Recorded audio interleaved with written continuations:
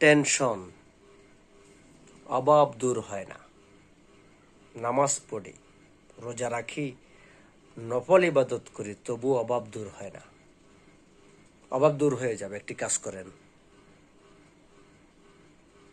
নামাজ শেষে যে মুনাজাত ধরেন, ওই মুনাজাতে যা যা চাওয়ার চাইবেন। মুনাজাত শেষ করবেন, 3 বার দরুদ শরীফ পড়ে মুনাজাত শেষ করবেন, ইনশাল্লাহ অভাব দূর হয়ে যাবে। যদি মুনাজাত